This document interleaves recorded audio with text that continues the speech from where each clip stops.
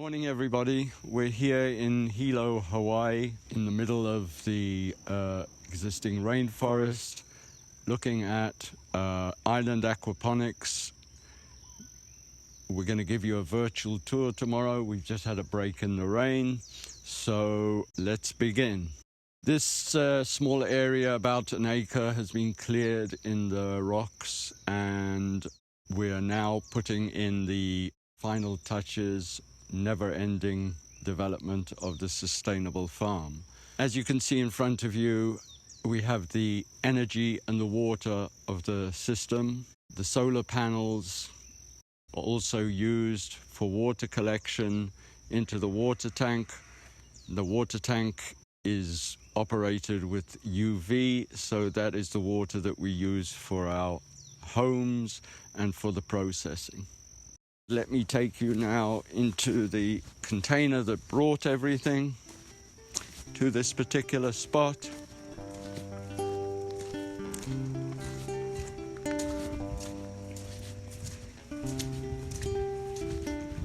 The container acts as a workshop and a center for the energy that we use in the system.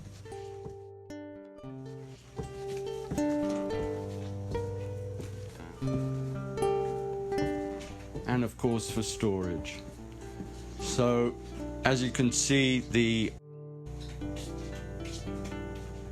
energy aspect of this aquaponic system is in development, and we're now on our second set of batteries. You can see the inverters and the controllers and the batteries that are used for operating the generator, which we have as a backup. We also have a second generator that is used for backup on backup.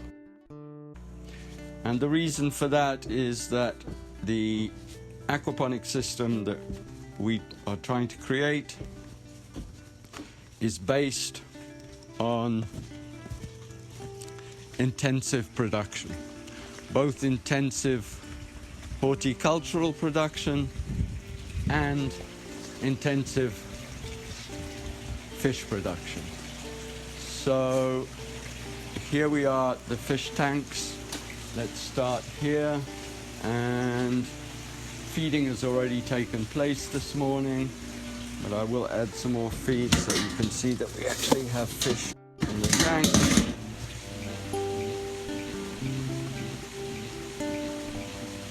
You can see the aeration.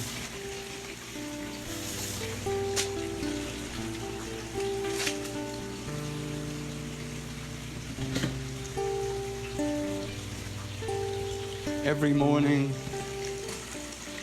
these tanks are flushed at these valves at the bottom, releasing the excess sludge. The tanks are conical. Note the air system. Each tank has its own set of valves, and the air production is from a set of blowers that are up above the container. These are meadow blowers. I find that they operate reliably and quietly, which is important for an aquaponic system.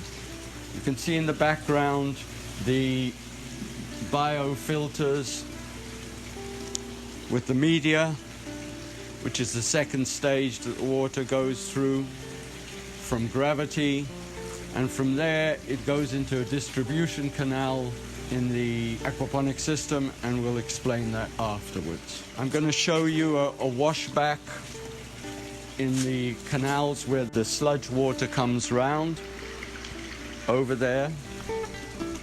As I lift it,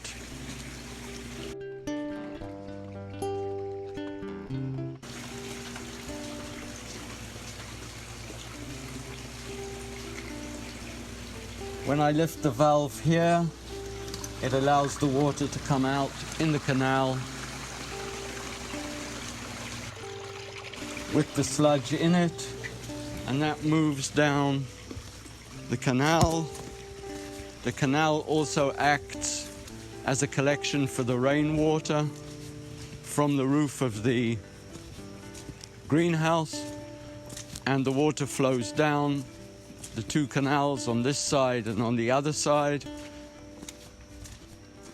into pipes that I will show you take it down to our reservoir where we breed the fish.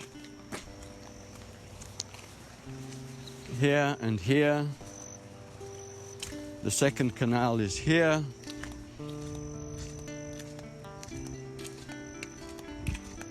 This is the second canal, and you can see at the end of this canal, higher up, is a dripping pipe. That is the overflow from the water tank.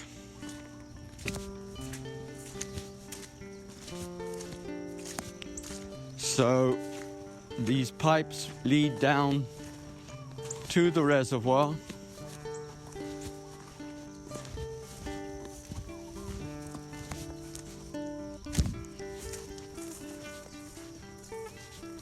This being a secondary reservoir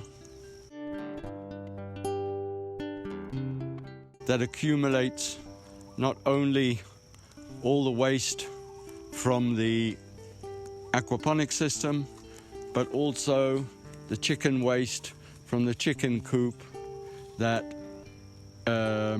when it's washed out, flows down into this reservoir.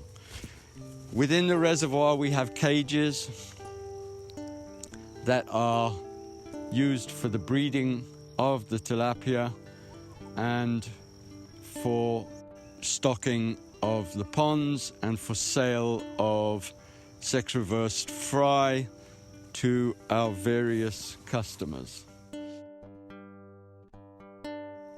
As you can see, there's an aeration system in this pond, again with meadow blowers. And finally,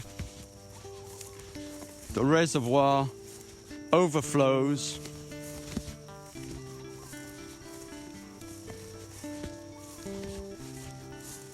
into piping that takes the water down to the trees.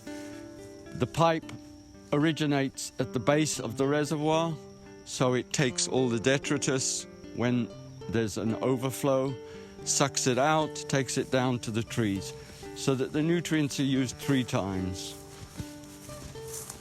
Once for the fish, second for the vegetables, and finally for the trees. Thus creating a closed system as best as we can. Again, the tree system, this is all work in development, but the tree system is based on rock walls behind which we place mulch, which is basically green waste that has been ground up, and then we plant the trees and the trees can grow, because as you can see, all this area is basically larval rock and there is no soil. And that really is the aim of island aquaponics, to be able to create an aquaponic system that provides protein and vitamins through the growth of vegetables in areas where there is no local production of those components. Now we're going into the greenhouse, and I'll explain the system here.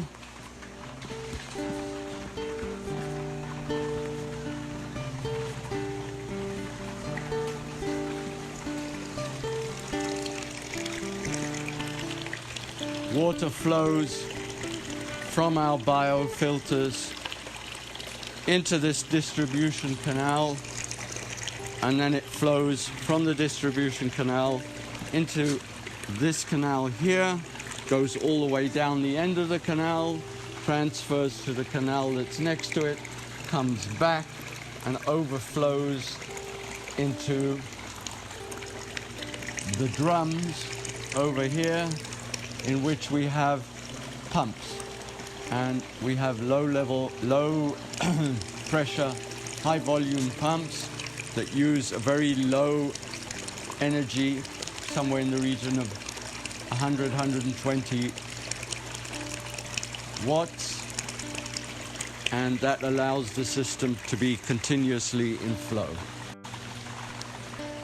As you can see in the greenhouse, we're experimenting with different species and different strains of vegetable in order to reach the optimum for the area. This is Island Aquaponics' my 4th module. The first was in high desert in Israel.